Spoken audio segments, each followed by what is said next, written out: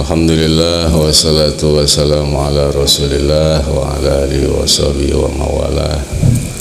La haula wala quwata illa billah, amma ba'du. Alhamdulillah, sama-sama kita panjatkan puja serta puji syukur dari Allah Subhanahu wa taala. Saat ini alhamdulillah kita masih diberikan nikmat sehat walafiat, nikmat panjang umur, terutama dan nikmat iman dan nikmat Islam, sehingga kita dapat kumpul kembali sama-sama dalam rangka melaksanakan salat isya, tarawih, witir berjamaah, yang mudah-mudahan salat yang telah kita laksanakan diterima oleh Allah Subhanahu wa taala. Dan juga alhamdulillah puasa kita pun yang di siang hari tadi yang telah kita laksanakan pun mudah-mudahan pun sama diterima oleh Allah Subhanahu wa taala. Alhamdulillah, salawat serta salam pun sama kita curah limpah ke hariban junjungan alam kita, yakni kajian Nabi besar Muhammad sallallahu alaihi wasallam. Para bapak ibu jamaah sekalian rahimakumullah, alhamdulillah kita malam ini telah memasuki daripada fase kedua daripada bulan suci Ramadan, yakni fase yang mana adalah katakannya Nabi ausatuha maghfirah. Jadi pertengahan atau fase kedua bulan suci Ramadan adalah penuh dengan maghfirah Allah Subhanahu wa taala, penuh dengan ampunan Allah Subhanahu wa taala. Jadi malam ini seterusnya, yakni malam 12, 13 sampai ke malam ke-20 itu dipenuhi dengan maghfirah, ampunan Allah Subhanahu wa taala. Jadi khususnya umat Kanjeng Nabi Muhammad yang melaksanakan puasa di bulan suci Ramadan dengan niat murni tulus ikhlas melaksanakan puasanya, yang telah dijamin kata baginda Rasul bakal diampuni dosanya, ghufirallahu ma taqaddama min dzambi, dosa-dosanya yang lalu bakal diampuni, pun bahkan dalam riwayat yang lain wa ma ta'akhkhar, dan dosa-dosa yang terkemudian yang bakal datang pun sudah mendapat jaminan diampuni oleh Allah Subhanahu wa taala. Jadi jelasnya mah yang istiqomah terus melaksanakan ibadah malam 11 sampai ke 20 tidak putus, tarawihnya dilaksanain, siangnya puasa, nah insya Allah bakal dapat jaminan ampunan daripada dosa-dosa oleh Allah Subhanahu wa taala. Dan memang itu yang diharapkan oleh kita, sebab kita ini pengennya ketika nanti wafat meninggal dunia ini enggak punya dosa sedikit pun. Sebab kalau kita meninggal dunia ada dosa, enggak kudu gede dosanya, walaupun segede biji sawi eta bakal jadi belukar ketika nanti kita baik di alam kubur, alam barzah, dan juga nanti di alam akhirat. Jadi satu tetes dosa, satu titik dosa ya, kebawa oleh kita sampai ke masuk ke alam kubur, itu kuburan kita bisa jadi hufroh min hufarin niron, jadi pada dapur neraka. Hufroh itu katakan dapur neraka ya, yang mana dapur mah itu enggak ada yang adem kecuali dapurnya udah beres masak, disiram adem baru ya. Tapi kalau lagi nyala dapur, nah jangankan sampai masuk ke dalam dapurnya, kita deket di depan dapur aja itu kena hawa panas ya. Nah ini pun sama orang yang masuk ke alam barzah, alam kubur, yang sudah wafat meninggal dunia. Jadi kita kan semua ini bakal mati ya. Yang tua atau bakal, yang muda atau bakal, semuanya ini bakal mati. Bicara panjang pendek umur sama sebenarnya mah, sebab ujung-ujungnya mati. Yang jadi masalahnya ketika mati bawa dosa apa enggak segitu. Mendingan umur panjang mati enggak bawa dosa daripada pendek umur mati bawa dosa. Yang mantap lagi nya pendek umur matinya enggak bawa dosa tuh, jadi enggak lama hidup di dunia matinya enggak bawa dosa, kan mantap ya. Daripada lama di dunia, capek pun lama di dunia mah. Capeknya apa? Satu kudu sholat ya, terus kudu puasa. Tapi heran orang pada pengen panjang umur aja ya. Panjang umur mati, mending kalau panjang umur doyan ibadah mah ya. udah panjang umur, pengen nggak mati kong? Engkau umur berapa tahun? Udah 90 tahun, pengen mati kong? Kalau bisa mah nambahin 100 tahun lagi. Sholat nggak kong? Kagak. Puasa nggak kong? Nggak. Harus ngapain tuh? Ya. Atau udah mendingan mati begitu mah. Sebab kalau panjang umur nambahin dosa, mendingan pendek umur nggak punya dosa. Tapi mudah-mudahan kita semuanya panjang umur, tapi diberikan kemudahan untuk ibadah kepada Allah Subhanahu wa Ta'ala. Jadi kalau kita ninggal bawa dosa, itu kuburan kita bakal jadi dapur. Jadi belum jadi neraka kuburannya, cuma hawa nerakanya udah sampai. Hawa nerakanya, gambarannya kayak gimana? Kayak kita lagi masak pakai dapur, dapurnya dapur kayu. Apinya lagi nyala, kita nggak masuk ke dapur ya, di depan dapur nyeromong apa enggak eta? Tuh nyeromongnya doang panas enggak eta? Panas. Etalah ahli kubur yang masuk ke dalam kubur yang punya dosa, itu api neraka nyeromongnya kayak begitu. Terus gambarannya, jadi Ustaz itu nggak panas kalau nyeromong api di dapur mah. Api di dapur mah itu 70 kali lipat bagian terkecilnya, peletikannya. Jadi kalau api neraka mah itu api di dunia 70 kali lipatnya. 70 kali lipatnya panasnya gitu. Itu juga udah hasil ngerendam. Hasil ngerendam peletikan api neraka yang mana itu dibawa untuk bahan bakar kanjeng Nabi Adam ketika turun ke dunia, itu ditaruh ke gunung, gunung hancur. Ditaruh ke laut, laut langsung kering airnya. Kemudian ditaruh di bumi, bumi langsung gempa. Nah, bagaimana solusinya? Akhirnya tuh peletikan ke kebul api neraka tersebut direndam selama kurang lebih 70 tahun. Pas direndam baru bisa dipakai buat masak oleh Nabi Adam. Berarti api yang sekarang kita di dunia ini api hasil rendeman. Itu peletikannya doang. Bagaimana yang api neraka nyeromongnya masuk ke dalam kubur. Ketika kita masuk dalam kubur, ternyata kita bawa dosa. Masya Allah, mana sendewekan. Makanya dalam kitab Tazkirah Qurtubi mah, orang yang ketika dalam kubur itu dapat siksa, diantaranya adalah itu jasadnya seperti dipanggang. Kalau kuburnya seperti hufroh min hupariniron, kekeduk api neraka, itu jasad kita Pak, itu seperti sate. Jadi sekelilingnya api, ini diputar-putar kayak sosis bakar. Sosis bakar apa diri pas itu kan pada megar dah tuh. Nah, tapi kan nggak apa geseng sosis bakar mah diangkat. Nah kalau kita ketika masuk ke alam kubur kemudian sekitarnya jadi api, itulah hufroh min hupariniron. Siapa yang mau ngangkat? Oh udah pada geseng mungkin ya. Eta kapan eta bakal dialamin? Itu bagi semua hamba Allah yang ninggal bawa dosa. Makanya ini butuh kita ampunan dosa daripada Allah Subhanahu wa Ta'ala. Mana diantaranya? Nah ini sekarang malam ke-11 seterusnya ini adalah untuk ngebakar dosa. Ngebakar, makanya bahasa Ramadan. Ada yang tahu artinya Ramadan? Ya. Ramadan itu mustaknya dari lafaz romad itu romdon masdar.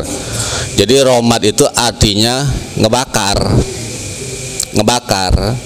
Jadi ketika di bulan Ramadan ini kita sedang dibakar. Yang dibakar itu apa? Dosa kita. Makanya makin ke sini 11, 12 sampai ke tanggal 20 itu Pak, ini sholat taraweh jangan dianggap remeh. Makin berat. Pasti rasain semua. Ada yang bawanya habis maghrib udah ngantuk. Ini si tumben kemarin mah kagak ngantuk seger raya ini mah. Hari berapa ini? 11. Masya Allah pun mata sepet amat ini ya. So, temen yang ngajak, "Po berangkat." Tahu ini ya. Mata sepet ini Masya Allah ini ngantuk jasa ini. Eta udah mulai merot. Nah, makanya ketika kita lawan hawa ngantuk itu ngebakar dosa sebenarnya. Kita lawan nih, pokoknya mana ngantuk sialan loh. Itu matanya ditonjokin sama dia, mata nyelongcong jasa ini ngantuk tonjokin. Nah, tah pada bengkak matanya tah. Belum teman jangan. Ya, artinya lawan hawanya lah. Lawan, udah banjurin pakai air. Masih ngantuk juga. Udah air panas memeletok ya. Udah bawa sholat, bawa ember gak apa-apa. Taruh di depan. Pas tanya sama temennya, "Pok, tumben amat ini bawa ember mah kenapa?" "Ini mah takut ngantuk doang." Atau nggak kira-kira, nggak, itu ember gede ukuran yang 10 liter. Buat apa? Ntar kalau ngantuk gua ciratin. Itu kalau masih ngantuk juga gua banjur. Banjur tah eta ngelawan terus. Ya, bawa apa? Ini dosa lagi dibakarin. Sebagaimana kalau kayu apa batu yang keras, besi yang keras, itu kalau pengen lembek ngebakarnya lama apa bentaran? Lama, baru bisa lembek. Sama. Tapi kalau nggak tahan panasnya itu apa besi misalnya nih, kadarnya dibakarnya kudu 5 jam. Pas 4 jam udah diangkat, masih keras nggak tuh besi? Kalau keras, sama kita pun ini kita lagi dibakarin. Kalau kita nggak kuat nih nahan masalah hawa ngantuk, hawa berat ibadah sekarang nih, atau sama aja nantinya beres Ramadan masih begitu-gitu juga. Jadi caranya lawan udah gitu. Nah ini lagi ngebakar nih. Nah ini lagi ngebakarin, makanya terus ya. Allah, jangan apa gompal yang nggak punya ujur mah. Kecuali yang punya ujur. Kalau yang nggak punya ujur, udah ya ngapain lagi? Udah lawan hawa segan segala macem. Misalnya mau sholat tarawih berangkat ada teman, "Assalamualaikum." "Waalaikumsalam." "Aduh, hampurannya." "Mau kemana emang?" "Mau sholat tarawih." "Atuh ntar ya, ada masalah besok tarawih mah. Ini kita ada perlu ini loh. Ini kita mau bawa duit ini." "Udah gampang duit mah, sholat tarawih dulu yuk, ikut sama kita." Gitu tah lawan. Ini mau enggak ya. Lagi jam 6:30 habis sholat maghrib ngopi, datang teman, "Waalaikumsalam." "Ya lo ini dari mana?" "Dari rumah." "Mau ngapain?" "Ini mau ngelanjutin omongan kemarin itu masalah bisnis. Jadi duitnya udah dibawa ini." "Oh iya, ayo sila. Kongko, apa ajan Isya?" "Udah ajan gimana?" "Gampang ajan malah Isya sama tarawih masih ada besok ini." Tah model itu. Ya, giliran itu mau kongko jong-jong ya. Giliran sholat udah nanti aja akhirnya mah tuh berdua uplek kongko BAP jam 11. Jam 12, jam 1, jam 2 ngantuk tidur. Akhirnya mah tarawih kagak, Isya kagak. Subuh juga kagak, tas sahur kagak, lupa ya, ngerokok aja kita mau ngopi nguplek kita. Allah. Nah ini jadi jangan ketipu kita, sebab makin kesono makin 11 12 makin berat dan hawanya ke kongko bakal enak. Coba dah besok-besok nih pakai kongko itu uplek porosannya. Kenapa? Setan udah makin ini. Karena setan diket-iketin, setannya diket gak setan yang model gimana dulu ya. Kalau kita mah ini setannya diikat juga, setan girang. Zahid ya setannya diikat, benar setan lah kata setan dia, gua aman, biarin anak gua diikat, tapi setan yang nempel masih Zahid itu masih ada di dalam dirinya. Jadi diri kita ini ada setan, namanya khonas. Setan yang diikat malah lain lagi. Ternyata diri kita ada setan nih nyelinap dalam hati kita. Itu nanti dia yang ngorek-ngorek. Emang yang ngajak kita nggak mau puasa siapa? Setan yang ada diri kita. Kata setan, udah jangan puasa lah. Yang lain nggak baik nggak puasa ini. Udah puasa mah nanti kalau udah tua dikit, udah batuk mulu, udah mau mati baru lu. Nah, sholat gak sama. Setan khonas, kata setan khonas mengomong, udah lu lah jangan rajin-rajin sholat mah ntar aja jam 10-an. Ntar disangkanya hebat perlu disangkanya teman-teman lu tahajud ya padahal lu mau sholat tarawih pan. Tuh udahlah jangan ikut bareng ntar bisa mah tuh gampang aja. Teh setan kayaknya teh khonas. Tuh, nah ini jadi terus kita menjaga. Dan intinya adalah kita ingin kembali diampuni dosa. Sebab yang bakal kuburannya jadi rodoh min riyadil jannah yang nggak bawa dosa ninggalnya. Ya kita wallahualam bawa dosa apa enggak. Tapi kalau kita rasain mah Masya Allah kayaknya dosa kita mah nggak badeg.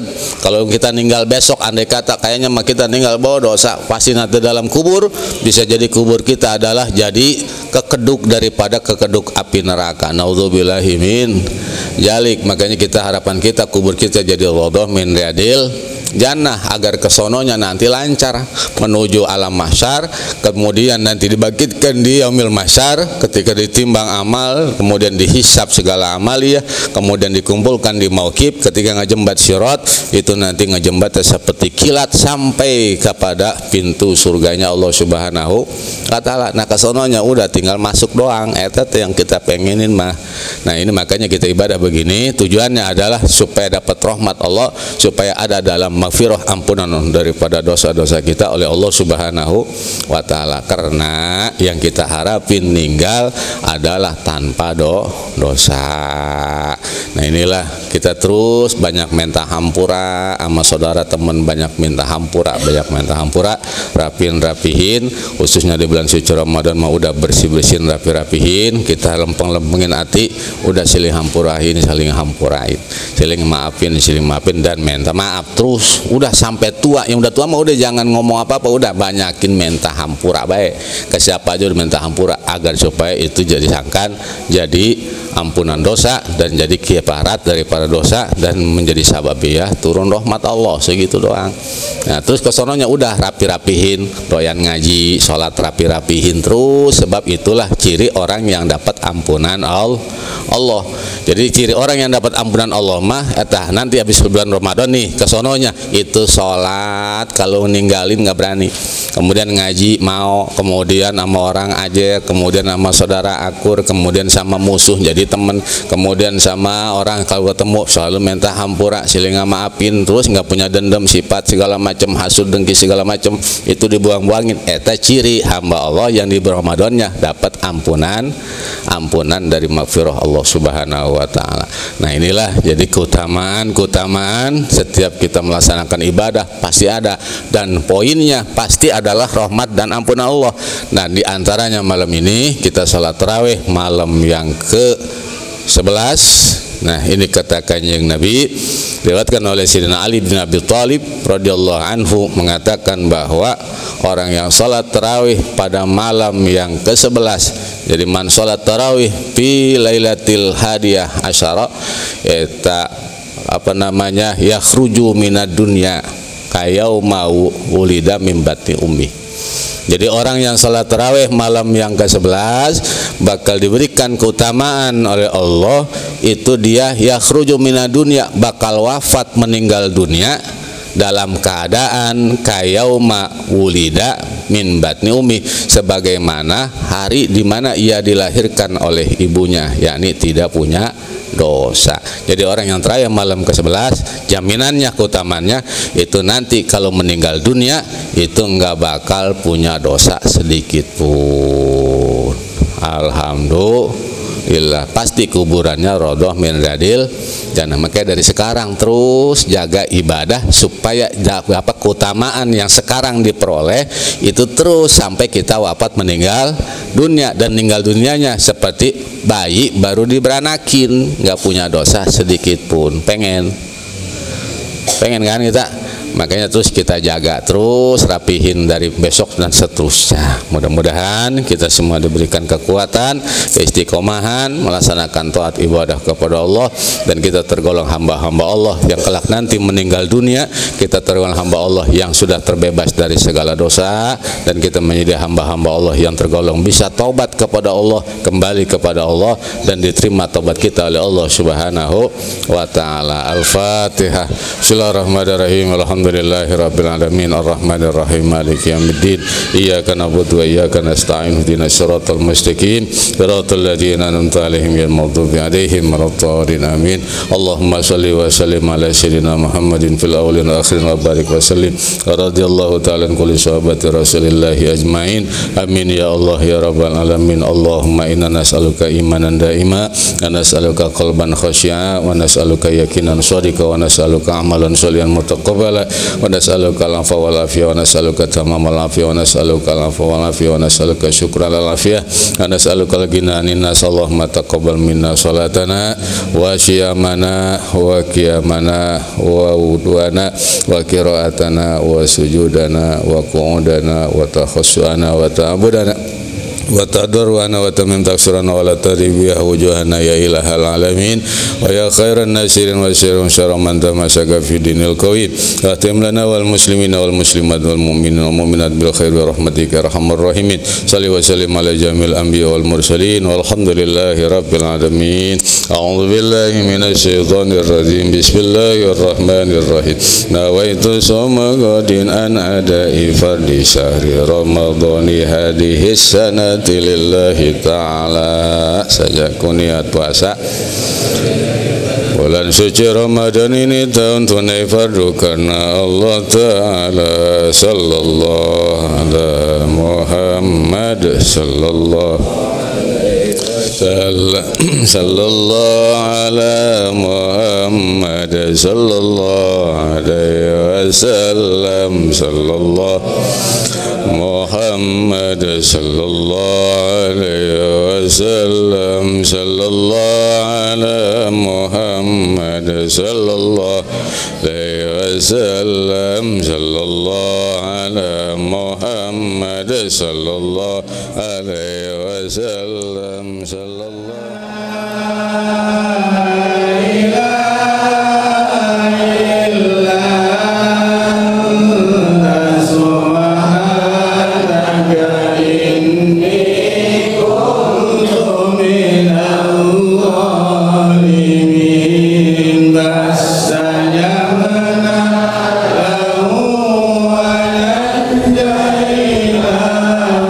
minal